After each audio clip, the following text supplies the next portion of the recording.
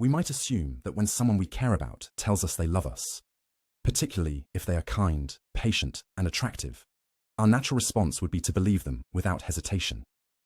The heart expects love to be accepted readily, like an open invitation. However, human emotions aren't so simple. Trusting that someone's declaration of love is genuine is not automatic. For many, the instinctive response is far more complicated. In order to believe in the sincerity of love, especially from someone we hold dear, many pieces need to align.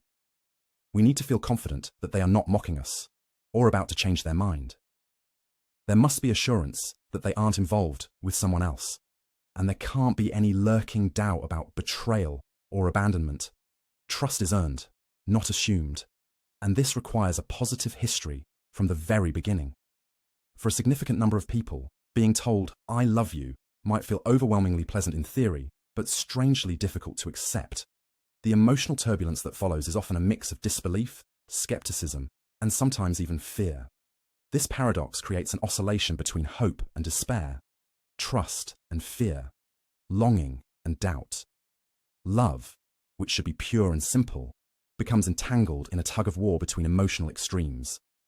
We might term this reaction anxious attachment, but such a label feels too mild for what can actually resemble angry attachment. The behavior inspired by this attachment style pushes the person to repeatedly test the stability and sincerity of their partner's love. It's not uncommon for someone with anxious attachment to break up with their partner repeatedly, not because they want to end things, but because they need to experience the panic of potential abandonment and then the relief when their partner proves they will stay. This need to test the relationship can manifest in explosive jealousy or dramatic confrontations. For example, a person might make a scene when their partner goes out with friends, not because they don't trust their partner, but because deep down they struggle to believe that someone could love them and still interact with others. If their partner treats them to a gift or a special meal, they might unconsciously sabotage the moment, creating a crisis to prove that they are not easily deceived. For people with this attachment style, drama can become an emotional safety net, providing a strange sense of relief amid the chaos. But while it may feel temporarily comforting, this behavior is exhausting for everyone involved.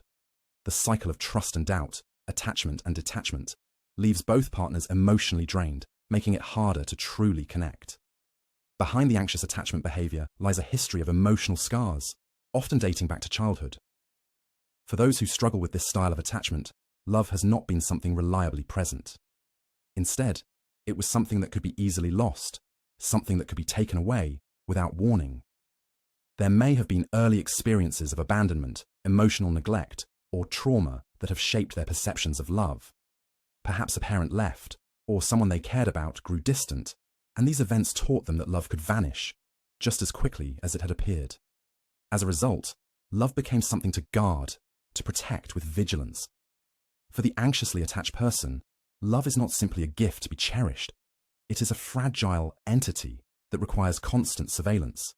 Unlike avoidant attachment, which may keep emotions at a distance, anxious attachment stems from the belief that love is not guaranteed. This mindset causes them to remain on high alert, always anticipating the worst. Love, in this world, cannot be relied upon. It must be constantly earned, tested, and reassured. This constant state of emotional vigilance leads to a pattern of behavior that can be suffocating for both partners. The anxiously attached person may push away the very thing they desire most, security and reassurance. This destructive cycle of doubt and testing can break down the trust in a relationship, even when there was no reason for it. The anxious partner might demand proof of loyalty, constantly questioning their partner's intentions, and even accusing them of things that seem completely unfounded. This often results in alienation, with the partner who originally intended to remain loyal starting to question their own commitment. After enough repeated tests of loyalty, the anxiously attached partner's behavior may ultimately lead to the very outcome they fear most.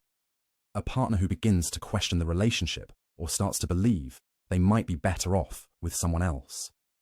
The anxiety-driven need for constant reassurance can push the partner away, creating real reasons for doubt, even when there was none before. This ironic twist, where the very need for validation destroys the relationship, is a tragic outcome of anxious attachment. The emotional turbulence caused by anxious attachment is not an incurable condition.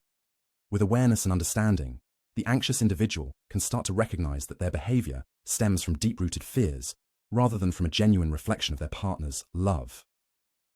The anxious attachment style is often the result of an upbringing marked by emotional inconsistency, where love was felt but never securely anchored.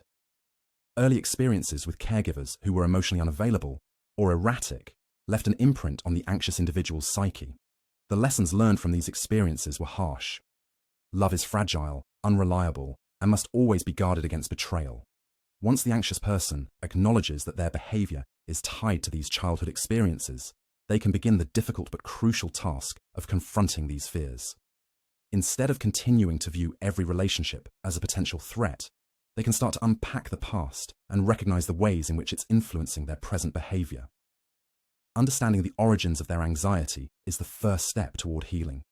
It's not about denying the validity of their emotions, but about understanding their root cause and how those emotions no longer serve them. The next step in the healing process is communication. If the anxious person can accept that their anxiety isn't an arbitrary or random illness, but rather a consequence of their early experiences, they may begin to find the courage to talk openly about their fears. This is an essential moment in a relationship, not just for the anxious individual, but also for their partner. By explaining their feelings, the anxious person can teach their partner that their behavior isn't about distrust, but about deep-seated worry. They can convey that they don't want to doubt, but simply don't know how to avoid it. This openness allows the anxious person to stop hiding behind their anxiety and begin the process of healing. By bringing these fears into the light, they allow their partner to understand their vulnerabilities. Ideally, this moment of mutual understanding should invite compassion and patience from both sides.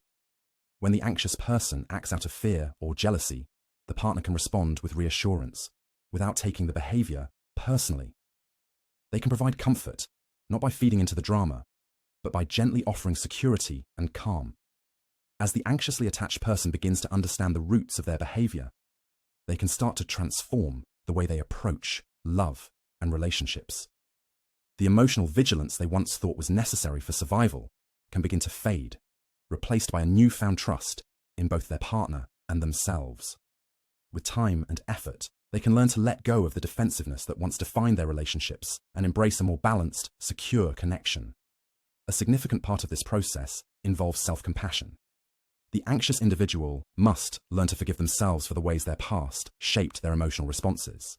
They need to recognize that their younger self acted out of necessity, clinging to loved ones as a form of self-preservation in a world that seemed unpredictable and unsafe. But now, as an adult, they can acknowledge that their relationship patterns are no longer serving them. The past doesn't need to dictate their present. With awareness, they can rewrite their emotional narrative. An important moment in the healing journey is when the anxious individual can truly accept that the worst they fear, abandonment, betrayal, rejection, has already happened in some form in their past. The catastrophe they constantly fear has already occurred, and while it was devastating, it did not destroy them. The anxiety-driven need to test their partner constantly has outlived its purpose. Now, with the right tools and understanding, they can approach their relationship with a sense of calm and security that they once thought impossible. The key to overcoming anxious attachment is accepting that it no longer has a place in their adult relationships. Once this realization occurs, they can begin to let go of old fears and embrace the security of being loved without having to fight for it. They can acknowledge that, while their attachment style may have been adaptive as a child, it no longer serves them in adulthood. And with the help of their partner, they can find peace in knowing that love, though imperfect, is a steady, reliable force, one they can trust without fear. The anxious person can then extend gratitude to their younger self, recognizing the cleverness of the defensive strategies they employed to protect themselves. But now, as an adult, they have the ability to relax and enjoy the love they once feared would slip away. By shedding the layers of fear and doubt, they can finally experience the kind of peace and trust that should have always been theirs from the start.